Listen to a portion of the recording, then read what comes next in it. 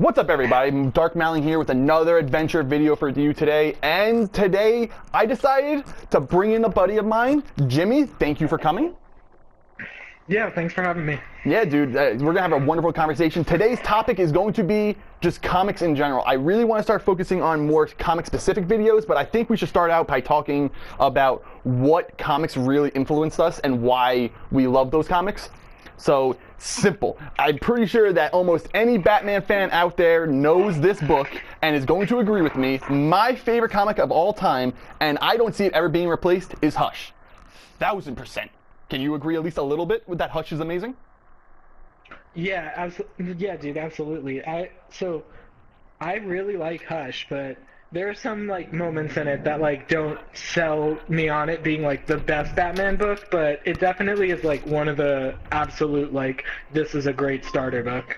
So the thing that I really like about Hush is I like art. I really like art, and it's the pictures that really bring me in, and then it's the story is secondary to me. So Jim Lee's art, I don't think there's anyone better than Jim Lee. He's just so crisp and clean, and the portions are right. Like there's something about artists that when their portions are wrong, unless they're really doing it on purpose, it's just it doesn't look good to me. And Jim Lee's art is phenomenal. And then the story just dragged me in. Just what it turned into really reformed Batman's canon. Like, if any Batman fan, I feel, that has a collection of books, of graphic novels or comic books, you have Hush in your library. Or you've read Hush. Yeah, absolutely. I have Hush. Yeah. But like the art of Jim Lee and Jeff Loeb, who is the executive producer for all the Marvel Netflix shows, he's the one that wrote that story. And that, I mean, like, you could tell why that Netflix shows are doing so good, because he's a phenomenal writer and he knows comics. You know, he's been around for a long time. And then Jim Lee now is one of the top editors and in chiefs of DC. It's an amazing book, and like I literally could talk about Hush forever, because you know what, there's a Hush animated series coming out, or animated movie coming out with Kevin Conroy coming back as Batman. All they need is Kevin Conroy. Give that man more jobs, DC. I started with Snyder's Run, and I love most of Snyder's Run. Snyder's amazing. Actually, probably Snyder's amazing. It's probably like one of my favorite runs in comics, and or at least from DC, because I haven't moved over to Marvel yet, and I'm still working my way through a lot of DC. I'm gonna start with like Zero Year, because I think that one's a bit controversial. Some people love it, and some people hate it, and the fact that it like redid Year One, which is Year One is absolutely amazing. But anyway, I agree. You know, them trying to like redo parts of that, and also like include the Joker and the Red Hood gang and all that. Yeah. There's some interesting parts to it, but my favorite. So like the reason that touches me so much though is there's this like one moment in Zero Year where Alfred is talking to Bruce, and Alfred is like trying to offer Bruce help, and Bruce is like, "No, I can do it myself." And Alfred, and Alfred sort of says like, "Bruce, you're still that young boy, like filled with hatred, and you're trying to like show us all that like you can do what no one could do for you." That night when your parents died. Yep. And I'm just like, oh my god, all the feels like right there in that moment. I was like, this is one of my favorite fucking books. That I actually agree. I really like Zero Year, but I never understood why everyone was complaining like, oh, you're rewriting Year One. Yeah, the New 52 was a different universe. Of course, it's going to be told a different way. I really liked Zero Year, and I thought I wasn't gonna like Zero Year because I really don't care much for the Riddler, but that changed my mind about the Riddler, honestly. Oh. Oh yeah, absolutely. Like, so I think it was great. Before that, like I thought the Riddler was like a sort of dweeby, and like he's a bit of a narcissist, which like I can totally relate to. I'm definitely a little self-obsessed, but like to see just like honestly like everything in that story that the Riddler does, like his riddles and his plans and everything, like they're so perfect. Like I don't think there has been a better Riddler than Snyder's, but I don't know how to put it. Like his Riddler definitely became like one of my favorite villains, and just like I don't know if there's like been another one where I've been like, this has like the voice of the Riddler. This is a perfect Riddler. Yeah, I agree that Riddler was a very, very good Riddler, and that's now like where I picture Riddler also, is that he was maniacal and smart. I think that the fact that Scott Snyder is a brilliant person, he knew how to do that properly, you know? Yeah. Like I give so much credit to Scott Snyder. He is a phenomenal, phenomenal writer. And the art, for like, again, go back to art. Jim Lee might be my favorite artist. Greg Capullo is second. Yeah, absolutely. I think Capullo like is my favorite artist on Batman. Like Jim Lee definitely has like that more classic but also like modernized look. Yeah. But Capullo is like a bit more stylized, and I think it matches like Batman's tone, like everything, the way he draws Gotham, the way Batman's cowl is a little like differently shaped. I think it just looks beautiful. I agree. I actually really, really do agree. But we talked about where we started in comics and the good things about comics, but there's so many shit stories out there. And one shit's like, no matter how much praise I give to Snyder and Capullo, there's one story arc that I was so let down by and heartbroken by. And it's not because the story itself, but how it ended. Death of the Family. Death of the Family pissed me the fuck off. The story started out great. Joker's in the water reservoir in Gotham, amazing. Callbacks to the original stories of the Joker where he's just trying to poison the water. And up until that last scene where he just falls into the pit in obscurity and no one died, they made it seem like someone was dying. They made it seem like someone was going to die. And up until the last second where they were like, oh, I peeled off all their faces, and I was like, get the fuck out of here. No, he didn't.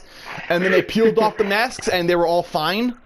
Come on, that was fucking lazy. That was so fucking lazy. And I love Snyder, and I know that was just part one of what he wanted to tell for the Joker, but there was there's nothing that like really was like, oh, that story didn't have to be told because nothing changed.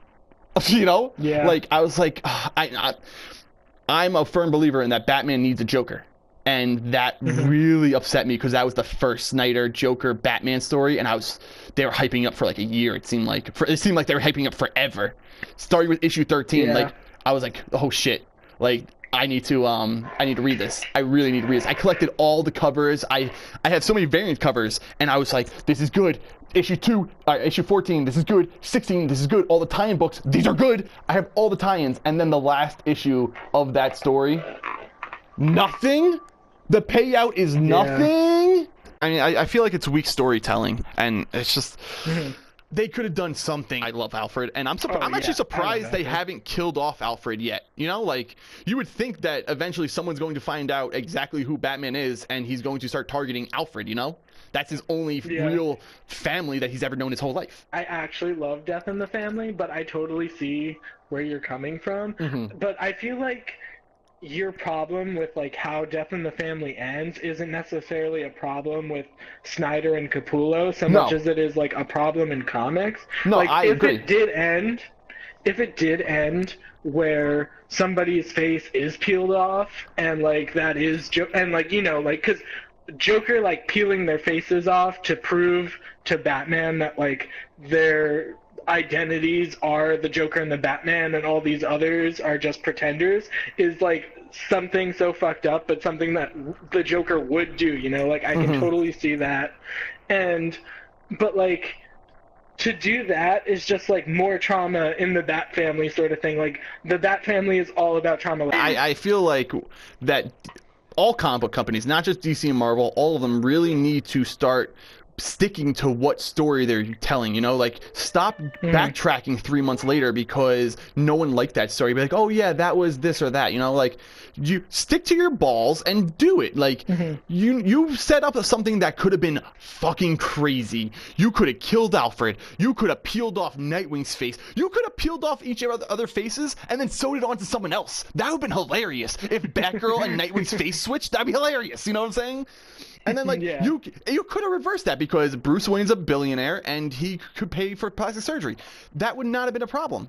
But just to not do anything because that's the joke, I felt was lazy. And I'm not saying that that's a bad story, because up until the last couple of pages, I thought that story was phenomenal. But the last page of, like, how it ended, it's just like, come on, please don't do this to me. You know? They could have killed Damian Wayne right there instead of waiting a couple more months, and that would have been amazing. You know? Because no one liked Damian Wayne. I actually really like Damian Wayne. I think he's fucking hilarious. I think he's a lot like Jason Todd's angstiness when Jason Todd was out. And I think Damian Wayne is a perfect Robin for Batman, because what is Batman going to do? Fire his own son? No, he has to, like, teach him what to do, or his son's going to become a fucking murderer, and probably the best murderer in the world. Better than Deathstroke, honestly. You know? Yeah. Damian's my favorite Robin that isn't Dick. Yeah, no, I love Dick. I'm going to stick with that. I'm going to stick with something more recent. Originally, I was thinking about doing Batman R.I.P., like, because we were talking about it a little bit earlier. Yeah. But I think I'm gonna go with the Batman Catwoman wedding from recently. I'm not caught up yet. I know what happens, and that's another thing that I felt was lazy. Okay, so long as you know what happens, I just want to make sure I'm not, like, spoiling shit for you. You're not. Okay, good. So, Rebirth starts, and they announce Tom King is on Batman. I've loved, like, most of his books. Like, Omega Men is probably, like, one of my top 5, like, standalone graphic novels. Tom King's another brilliant artist, and he's much more, like, gritty compared to Snyder. Snyder's a great storyteller, but Tom King, I feel like, might even understand Batman more than Snyder. We get, like, Catwoman being involved, and Bruce is proposing to her, and they announce that they're going to get married. And at this point, like, Tom King has done all the interviews where he's like, yeah, you know what everyone adds to the Bat family? Trauma. You know what I'm going to add? Happiness. Yeah, I agree. And Bruce Wayne, Selena Kyle, they're going to be happy together, sort of thing.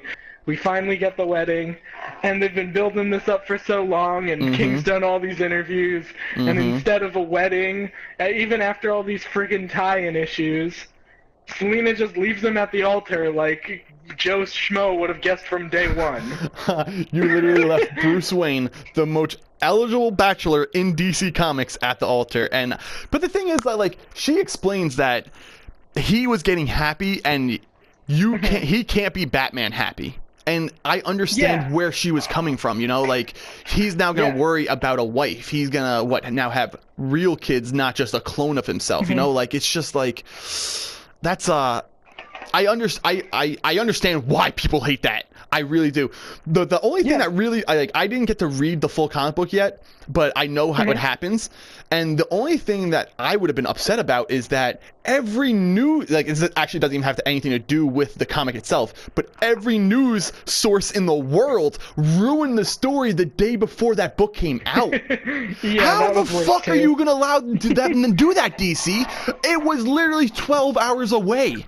12 hours! And you're gonna let fucking media ruin your shit? I haven't read it yet, but I'm almost there. I'm gonna read it. And I also found out that Tom King was like, yeah, that's just story 1 of a 100-story arc. So you know that the wedding is coming back, and she's going to change her mind or whatever. And I really do think that eventually down the line, they probably will end up married, or she's going to have to die. Because they're not going to, if they do that twice, I might have to stop reading comics again for a little while. Yeah, right. But, like, look, this whole conversation has been a fucking hoot and a holler, all right? And thank you so much, Jimmy, for coming in and letting me talk to you about comics, because this has been so much fun, honestly. Thank you again. Yeah, thanks for having me, man. No, I definitely... I'd love to do this all the time. No, if we can... If we could get something going, I think that I definitely will have you back sooner than later. But everyone, thank you so much for listening in to us and our crazy rants on what we love and hate about comic books. I would love to hear what you guys think. So leave your comments down below, like, subscribe, hit that notification bell and all that, and I will catch you guys sooner than later.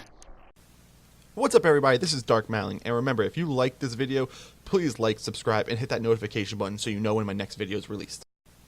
What's up, everybody? This is Dark Mowling, and remember, if you like this video, please like, subscribe, and hit that notification button so you know when my next video is released.